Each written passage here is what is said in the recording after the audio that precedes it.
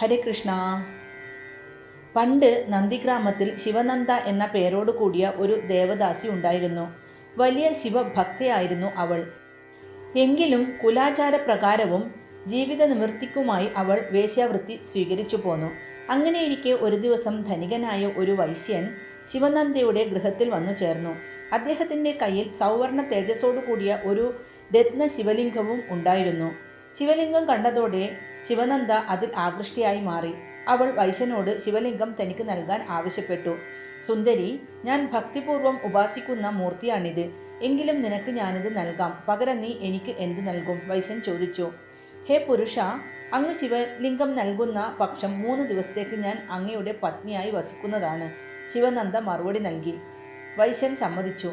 അയാൾ ശിവലിംഗം അവൾക്ക് സമ്മാനിച്ച ശേഷം ആ ഗൃഹത്തിൽ വാസമാക്കി. പക്ഷേ അന്നു രാത്രി അതിദാരുണമായ ഒരു സംഭവം നടന്നു. ശിവനന്ദയുടെ പൂജാമുറി അഗ്നിക്കിരയായി. അവിടെ സൂക്ഷിച്ചിരുന്ന ശിവലിംഗം പൊട്ടിത്തെറിച്ചു.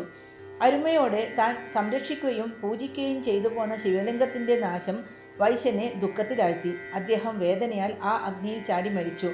ശിവനന്ദ ആകെ വിഷമിച്ചു പോയി. വൈശ്യൻ്റെ പത്നിയായി 3 ദിനം വസിക്കാമെന്ന് വാക്കു നൽകിയതാണ്. അത് പാലിക്കാതിരിക്കുന്നത് സത്യവിരുദ്ധമാണ്. ഇപ്രകാരം ചിന്തിച്ചുകൊണ്ട് ശിവനന്ദ അഗ്നിപ്രവേശനത്തിന് തയ്യാറായി. അപ്പോൾ അരുത് എന്നൊരു ആജ്ഞ ശിവനന്ദ കേട്ടു. അമ്പരന്നു പോയ അവൾ ആ ഭാഗത്തേക്ക് നോക്കി. അവിടെ തേജസ്വിയായ പരമേശ്വരൻ. സുന്ദരി, നിന്റെ ഭക്തിയും സത്യവ്രതവും പരീക്ഷിക്കുകയായിരുന്നു ഞാൻ. അതിൽ നീ വിജയിയായിരിക്കുന്നു. വൈശ്യനായി ഇവിടെ വന്നത് മറ്റാരുമല്ല, ഞാൻ തന്നെയായിരുന്നു. എന്തു വരം വേണമെങ്കിലും നിനക്ക് ആവശ്യപ്പെടാവുന്നതാണ്, ഭഗവാൻ അരുളി ചെയ്തു. ശിവനന്ദ ഭക്തി പാരവേശ്യത്താൽ സ്വയം മറന്നു. അവൾ പരമേശ്വരനെ സാഷ്ടാംഗം നമിച്ചുകൊണ്ട് അപേക്ഷിച്ചു.